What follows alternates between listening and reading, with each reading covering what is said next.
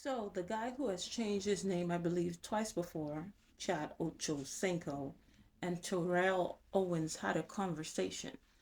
Not sure how the conversation got started, but it went something like this. My experiences with black women growing up wasn't so good. When I started dating white girls, my first experience with white girls is when I went to college. I tried to date some black girls when I was in college. They did not like me. I was skinny. I was strong. Right. I was teased from high school, even to college. I got teased for being dark skinned. Damn, so they tease you, cuz? Yeah. So there was a lot of self esteem issues. Right. No, I'm being dead honest. So when I got my opportunity, my first experience with a white girl, I'm like, okay, it wasn't bad, but that wasn't. I just totally gravitated to white girls after that. Right. Plastic side eye. That wasn't the situation. So again, my experiences with black women growing up wasn't so good. So, but that still didn't deter me from still dating or pursuing black girls. Right. So I lived in a black neighborhood. So at the end of the day, I attempted to date black girls. When I was younger, I wasn't as handsome as I am now. I didn't have this beautiful smile as I had as I have now. Hit puberty. Right. I was a late bloomer. Yeah. And when I bloomed, boy, did I bloom. So you just heard that weird conversation, and of course, the subject matter is black women. Now I have a lot of questions. Well, I have a few questions. Chad Ochocinco, what was he doing behind the blurred? When he kept on blurring his screen, what was he doing? It's like, okay, if he was drinking coffee, why you need to blur it? Kind of weird there.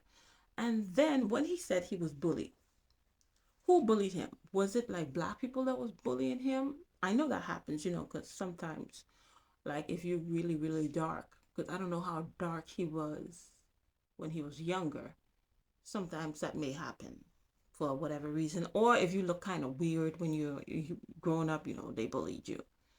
So who bullied him? Like it was black people that bullied him? So I think that's most of the questions that I have. Yeah. I know the question's not going to get answered, but I'm asking him anyway. So my thing is, he's talking about um, him, trying to date black women, and they didn't like him. Okay, what type of black women were you trying to date? What type of black girls that you were trying to date? Black girls or black women that you were trying to date? Was it? You can't tell me that there was no black girl that didn't find you attractive that you could have dated. You probably didn't want those ones. You probably wanted the ones, the ones that was not the size of your shoes, that was the one that was, not attainable, not in your circle. Let's say not in your circle. You probably wanted those girls that was not attainable for you because they were not in your circle. They were not your type for you. Well, you were not that type. You were not that type. But I'm sure there were black girls that were interested in you that would have been very happy to date you. But in life, life is about sowing and reaping. So if you had regarded those black girls that liked you as the scum under your shoe or gum under your shoes, well, that's how other people that you want to be with gotta look at you. So whatever you sow in life, that you will reap. Because there are women, black women that wanted you. You didn't want them. You wanted other black women that were not in your circle. That was not your type. Well, you were not their type. Okay? So stop putting it on black women. And then instead of standing in your preference and standing on the choice that you have made that have worked out for you, you come for black women because of that whatever adversities and challenges that come with dating a white woman, and whatever people call you out on it or you have to explain yourself. So instead of standing in your choice, You drag black women, we black women all the way over there, and you drag us and say it was because of black women that didn't want you, that rejected you. That's why you dating black. That's why you dated white women. You need to stop. You are a leader. A leader takes responsibility for the choices they have made in their life.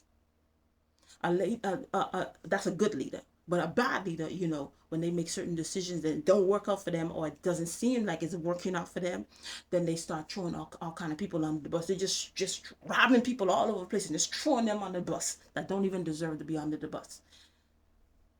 So I think it's a very good thing that no black women actually dated you, because black women have been through a whole lot. Not saying other races have not been through a lot, but black women have been through a whole lot. We need competent leaders, a competent husband, a competent leader to lead us. Not somebody who's confused, who cannot stand on the decision that they make. If you make a decision, hey, I want to date this person, I want to do this, whatever comes with that decision, whether it's a positive effect or a negative effect, I'm going to stand on it because I made that decision. Don't be putting black women in it. We have nothing to do with your preference. Because you chose, because you wanted to be with certain black women that was not in your circle and they rejected you. It's not black women's fault that you date white women. That is your preference. That is your choice. And you need to stand in your choice, sir. And the fact that you are actually pulling black women in this, that means maybe the relationship that you have with white women, they are not built on genuine interest, because it's just coming from, oh, well, black women don't want me, so I guess I'll go to the white woman. Really? Dude, just leave black women out of this. This has, what you did in your life has nothing to do with us. Period. And with all that being said, I will see you in another video. Bye.